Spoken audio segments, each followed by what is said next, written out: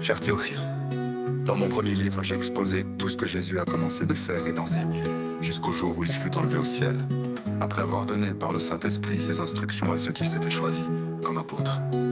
Après sa mort, il se présenta à eux vivants et leur donna des preuves nombreuses de sa résurrection. Il leur apparut pendant 40 jours et leur parla du règne de Dieu.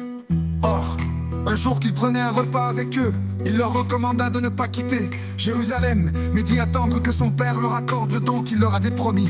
C'est le don que je vous ai annoncé, leur dit-il, car Jean a baptisé dans l'eau, mais vous, c'est dans le Saint-Esprit que vous serez baptisés dans peu de jours. Comme ils étaient réunis autour de lui, ils lui demandèrent: Seigneur, est-ce à ce moment-là que tu rendras le royaume à Israël? Il leur répondit: Il ne vous appartient pas de connaître les temps et les moments que le Père a fixés de sa propre autorité. Mais le Saint-Esprit descendra sur vous, vous recevrez sa puissance, et vous serez mes témoins à Jérusalem, dans toute la Judée et la Samarie, et jusqu'au bout du monde. Après ces mots, ils le firent s'élever dans les airs, et un nuage le cacha à leur vue. Ils gardaient encore les yeux fixés au ciel, pendant qu'ils s'éloignaient, quand deux hommes vêtus de blanc se présentèrent devant eux, et leur dirent: Hommes de Galilée, pourquoi restez-vous assis à regarder le ciel? Ce Jésus qui a été enlevé au ciel du milieu de vous, en redescendra un jour de la même manière que vous l'avez vu y monter.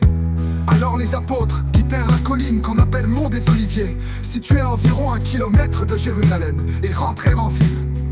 Dès leur arrivée, ils montèrent à l'étage supérieur de la maison où ils se tenaient d'habitude.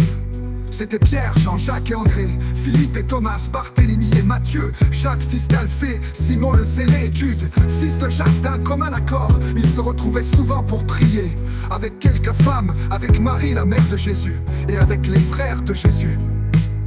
Un de ces jours-là, Pierre se leva au milieu des frères. Ils étaient là environ 120 mes frères. Dit-il, il fallait que les prophéties de l'Écriture s'accomplissent, car le Saint-Esprit, par l'intermédiaire de David, a parlé à l'avance de Judas, qui a servi de guide à ceux qui ont arrêté Jésus. Cet homme était l'un des nôtres, et il a eu sa part dans le service qui nous avait été confié. Avec l'argent qu'il a reçu en paiement de son crime, il a acheté un champ. Il y est tombé la tête la première, il s'est éventré, et ses intestins se sont répandus sur le sol. Tous les habitants de Jérusalem l'ont appris, c'est pourquoi ils ont appelé ce champ Akeldama, ce qui, dans leur langue, signifie le champ du sang.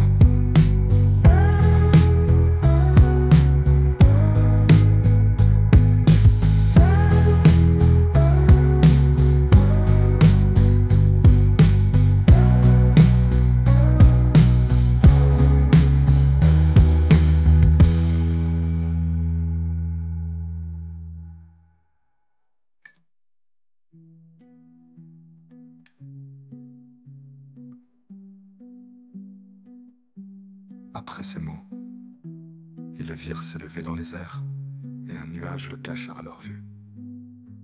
Ils gardaient encore les yeux fixés au ciel pendant qu'ils s'éloignaient, quand deux hommes vêtus de blanc se présentèrent devant eux, et leur dirent: Hommes de Galilée, pourquoi restez-vous assis à regarder le ciel?